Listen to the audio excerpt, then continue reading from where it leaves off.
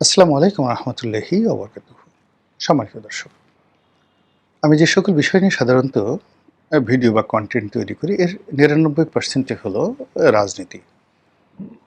এই রাজনীতিতে যে সকল বিষয় দৃশ্যমান বা চলমান দৈনন্দিন জীবনে ঘটে বা আগামীতে যে বিষয়গুলো ঘটতে পারে, যেটা আমার দৃষ্টিতে মনে হয় যে এটাগুলো নিয়ে আলোচনা করা দরকার, সেই বিষয়গুলো আপনাদের সামনে উপস্থাপন করি। কখনো ১০ মিনিট, কখনো ১২ মিনিট, কখনো কোনো ভিডিও ১৫-১৬ মিনিটের হয়ে যায়। এখন বাস্তবের ঘটনা বর্ণনা করতে গিয়ে অনেক সময় ইতিহাসের কথা বলি, অনেক সময় গল্প বলি, অনেক সময় হালকা কথাবার্তা বলি। এগুলো মূলত আসলে যে কনটেন্টটা হয় সেই কনটেন্টটিকে আকর্ষণীয় করার জন্য। মানুষ মানে যদি আপনি কেবলমাত্র সিরিয়াস কথাবার্তা বলেন, এটি ৩০ সেকেন্ডে আসলে একটা কথা বলা সম্ভব। যেমন আজকের যে শিরোনাম, সেই শিরোনামটি আমি আসলে ৩০ সেকেন্ড থেকে ১ মিনিটের মধ্যে বলে দিতে পারি। কিন্তু মানুষের হলো কি, মানুষের অ্যাটেনশনটা ওইভাবে আসবে না। এটাকে মনে করবে জাস্ট একটা তথ্য, একটা ডাটা। জাস্ট শিরোনামটা আমি পড়ে দিলাম। এখানে আজকের যে শিরোনাম। মানুষ গল্প শুনতে চায়। তো এ কারণে এই কথাগুলো বলি। আবার সেই গল্প বলতে গেলে অনেক সময় দেখা গেল যে খুব ভারী কথা বললে মানুষ শুনতে চায় না। আমাদের দেশে হুমায়ুন আজাদ খুব ভালো লেখা লিখতেন।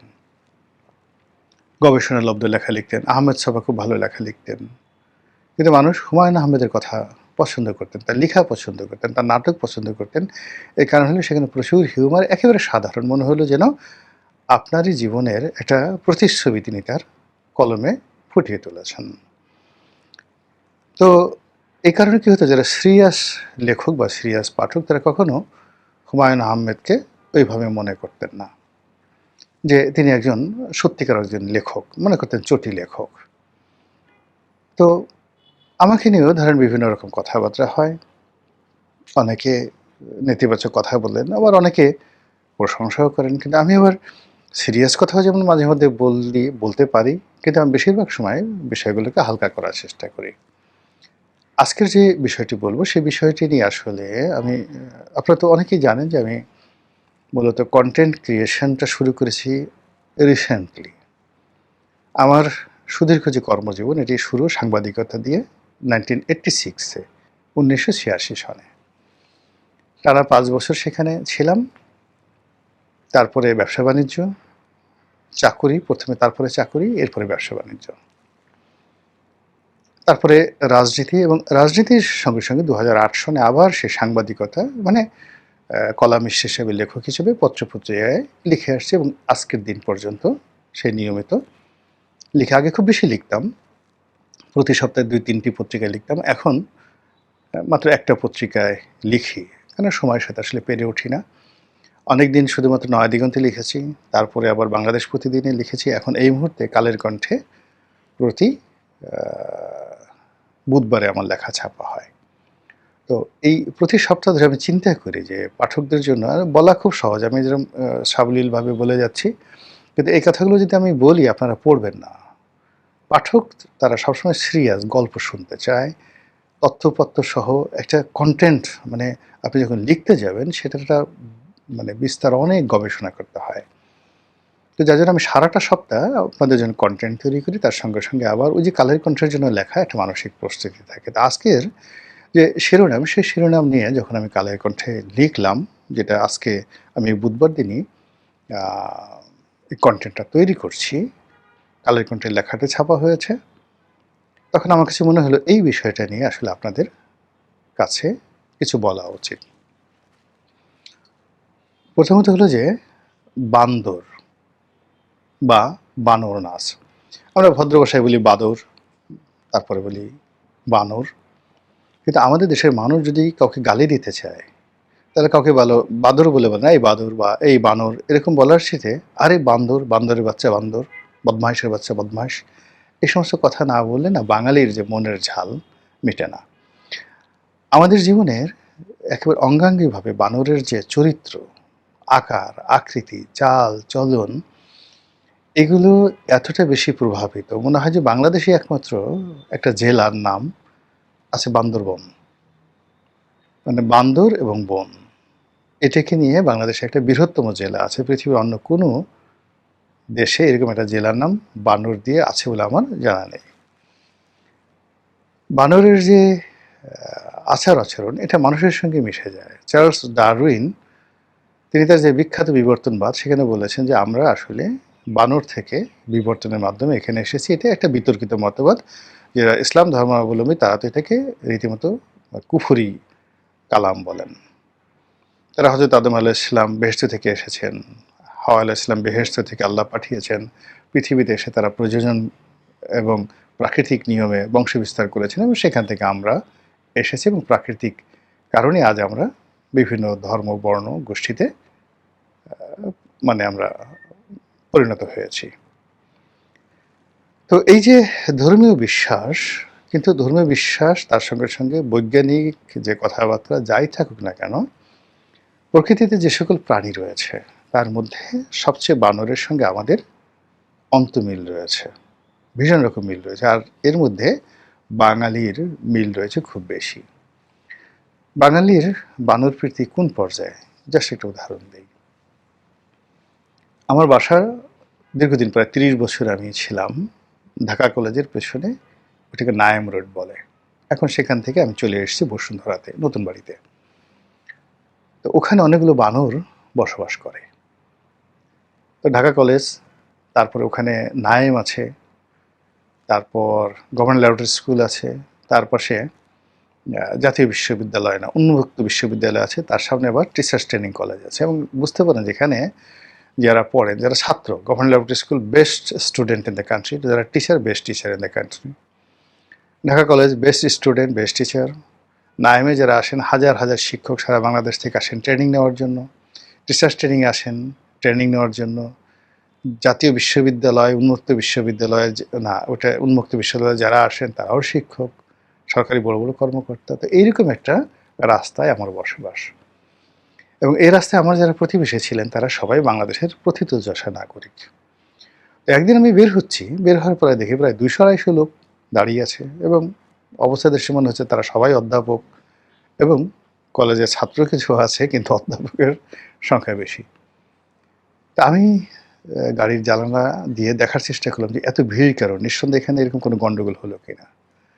মাই গড! আমি দেখলাম যে ঢাকা কলেজের যে গেট, দ্বিতীয় গেট, হোস্টেলের দিকের যে গেটটি রয়েছে এবং নায়েমের গেটের সামনে, ওখানে ৩-৪টা বানর খেলাধুলা করছে। গাছের উপর উঠছে, নামছে।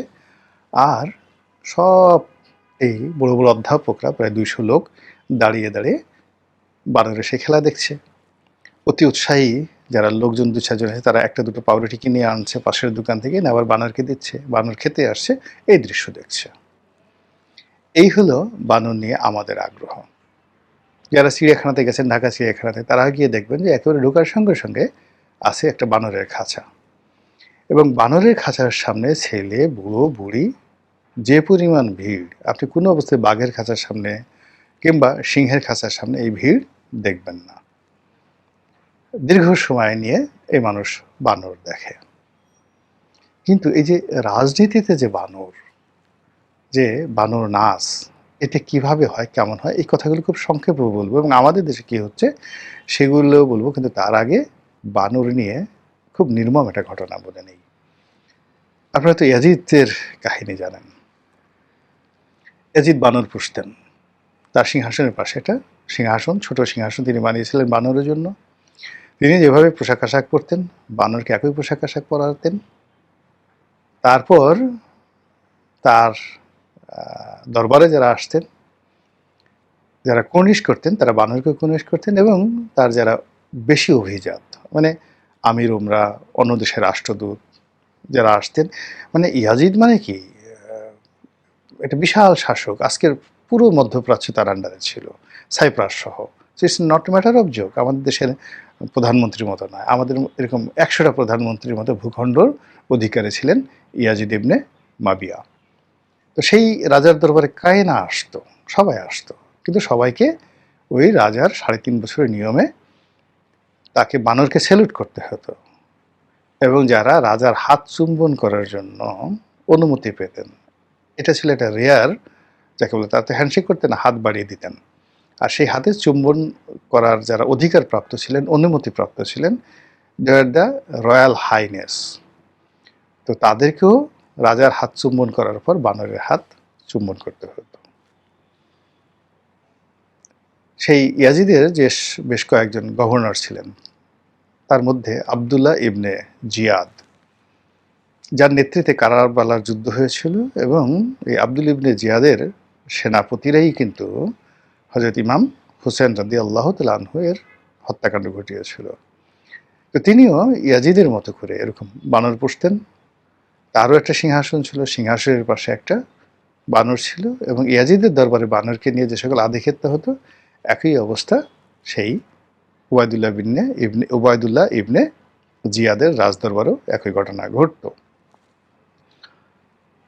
তো এই যে বানরের যে ঘটনা, এটা একটা যাকে বলে ঐতিহাসিক ঘটনা। এখন আপনি বানরকে না পছন্দ করে রাজা যদি কুকুরকে পছন্দ করে, অনেকে কুকুরের মানে সেই একটু লেজ ধরার জন্য, কুকুরের পা ধরার জন্য, কুকুরের আনুগত্য পাওয়ার জন্য, কুকুরের সন্তুষ্টি পাওয়ার জন্য মানুষ কিভাবে কাঙালের মতো আচরণ করে। আপনি ইদানিংকালে দেখবেন যে ভ্লাদিমির পুতিনের একটা পোষা কুকুর আছে। তো সেই কুকুরকে নিয়ে তিনি সবসময় রাজদরবারে আসেন। অনেক বিদেশি মেহমান আছেন, রাষ্ট্রপতি আসেন। তো তাদের সাথে তিনি কথা বলেন আর ওই কুকুরের সাথে ঠাট্টা মশকরা করেন। মাঝে মধ্যে কুকুরকে দিয়ে আবার তাদেরকে ভয়ও দেখান, এই বর্তমান জমানাতে। এর বাইরে বিড়ালকে নিয়ে, রাজার বিড়াল থাকে, সেই বিড়ালকে নিয়েও মানুষ আধিক্ষেত্য করে। শেখ হাসিনার একটা বিড়াল ছিল, সেই বিড়ালের আনুগত্য পাওয়ার জন্য, সেই বিড়ালকে কোলে নেওয়ার জন্য গণভবনে যে কি হতো, যারা দেখেছেন তারা এটা খুব ভালো করে জানেন। আমি আর আগালাম না। এখন যেটি হচ্ছে, এই যে মানুষ, আমরা যারা মানুষ, আশরাফুল মাখলুকাত, আমরা অপর মানুষকে ছোট করার জন্য তাদেরকে কেবলই মাত্র পশুর পর্যায়ে নয়, পশুর চেয়ে নিচের পর্যায়ে নামিয়ে আনার জন্য, আমার শ্রেষ্ঠত্ব উপরে তুলে ধরার জন্য, এবং আমার যারা অনুগত যারা লোকজন রয়েছে তারা যাতে কোনো অবস্থাতে মেরুদণ্ড সোজা করতে না পারে, এই জন্য তাকে মেরুদণ্ডহীন, পশুর চাইতেও নিচু পর্যায়ে নেওয়ার জন্য আমি বানর বা অন্য কোনো পশু আমি পালন করি, এবং মানুষকে বাধ্য করি তাদের আনুগত্য করার জন্য। এই ধরনের ঘটনা রাজনীতিতে অহরহ ঘটে আসছে। যদি আপনি রাষ্ট্র ক্ষমতায় বসেন এবং আপনার চারিপাশে সিংহ হৃদয়ের মানুষ, সিংহ বিক্রমের মানুষ, কিংবা বাঘ চরিত্রের মানুষ তাদের সংযোগ ঘটাতে না পারেন, তাদেরকে লালন পালন করতে না পারেন, তাহলে আপনি কোনো অবস্থায় একজন খালিদ ইবনে ওয়ালিদের মতো সেনাপতি পাবেন না, মুসা ইবনে নুসাইরের মতো সেনাপতি পাবেন না, তারিক ইবনে জিয়াদের মতো সেনাপতি পাবেন না, রাজা মানসিংহের মতো সেনাপতি পাবেন না, কিংবা আপনি সেই যে মহাকালের বিখ্যাত হানিবল বার্কা বা তার পিতা Hamilcar Barca, Julius Caesar, Pompey the great, এদের মতো সেনাপতি পাবেন না। রাজা যদি বানর পোষেন, রাজা যদি কুকুর পোষেন, তাহলে তার সেনাপতিও ঠিক ওই পর্যায়ে হয়ে থাকে, এবং সেটা দিয়ে আর যা হোক না কেন রাজ্য শাসন হয় না। এই গেল একটা। ২ নম্বর হলো যে পতিতা, বারবনিতা। তো এটা আমাদের সমাজে এখন একটা নিন্দিত শব্দ। কাউকে পতিতা বলা হলে, কাউকে বারবনিতা বলা হলে, এমনকি কাউকে যদি বলা হয় তুই বারবনিতার ছেলে, তোর মা পতিতা ছিল, তোর দাদি ছিল, তোর দাদা মানে দাদা মানে দাদার মা ছিল, এরকম আপনি যে কোনোভাবেই বলেন না কেন, একটা মানুষ তার মেজাজ ঠিক রাখতে পারে না। অথচ বিশ্ব রাজনীতি টিল নাও একটা বিরাট অংশ পতিতা নিয়ন্ত্রিত। আপনি দেখেন এই যে আমেরিকার রাজনীতিতে অ্যাপস্টেন ফাইল জাস্ট একটা হাই প্রোফাইলের পতিতাবৃত্তি। আপনার একটা সময় ইংল্যান্ডের একজন বিখ্যাত পতিতা ছিল, ভারতীয় পতিতা পামেলা বোর্থ। একজন রাশিয়ান পতিতা ছিল মাতাহারি।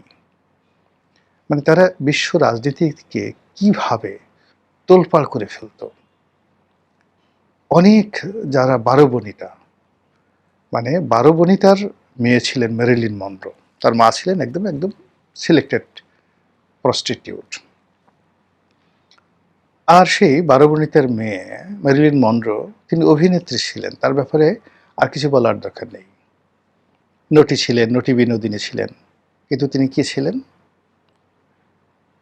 জন এফ কেনেডির শয্যার সঙ্গে ছিলেন, এবং সেই শয্যার সঙ্গে থাকার কারণে আমেরিকার রাজনীতি, বিশ্বের রাজনীতি, সোভিয়েত ইউনিয়নের রাজনীতি, ইউরোপের রাজনীতি তিনি নিয়ন্ত্রণ করতেন ওই সময়টিতে।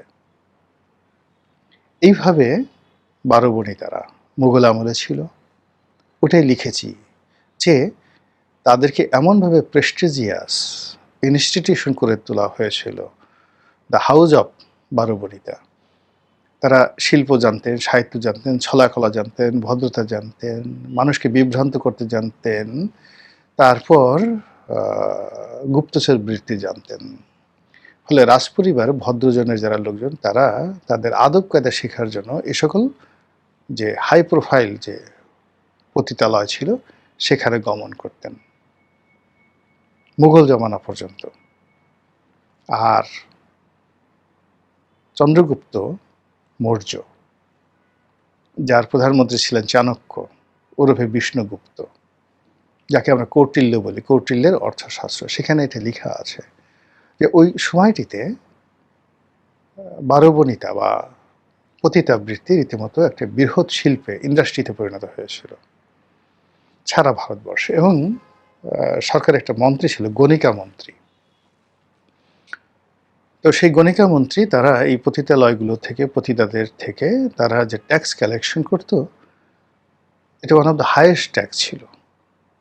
কৃষি থেকে, ট্রেড অ্যান্ড কমার্স থেকে যে ট্যাক্স কালেকশন, রেভিনিউ কালেকশন হতো, তার চেয়ে বেশি কালেকশন হতো এই 12 বনিতাদের কাছ থেকে। এবং 12 বনিতাদের মধ্যে বেশ কয়েকটি শ্রেণী ছিল। একটা গ্রুপ শুধুমাত্র শরীর বিক্রি করত, 12 বনিতা। আরেকটা গ্রুপ নাচ গান করত, আরেকটা গ্রুপ অভিনয় করত, এবং আরেকটা গ্রুপ রাজনীতি করত। এবং এই যে যারা রাজনীতি করত তাদেরকে বলা হতো গণিকা। এই গণিকারা, রাজনীতি করতে গণিকারা, তাদের যে রিপ্রেজেন্টেটিভ, তাদের যে মেম্বার অফ পার্লামেন্ট, তাদের যে সিনেটর, তারা রাজদরবারে বসতেন এবং রাজদরবারে তাদের প্রবেশাধিকার ছিল অবারিত। তাদের একটা পার্মানেন্ট চেয়ার ছিল। সংসদে যেভাবে চেয়ার থাকে ওইরকম তাদের একটা পার্মানেন্ট চেয়ার ছিল, তাদের প্রতিনিধির ওই রিপ্রেজেন্টেশন ছিল। আর মন্ত্রণালয়ে দেখার একটা মন্ত্রী ছিল। এটা আমার কথা নয়, এটা হলো সেই চাণক্যের যে বিখ্যাত বই অর্থশাস্ত্রে, সেখানে লেখা।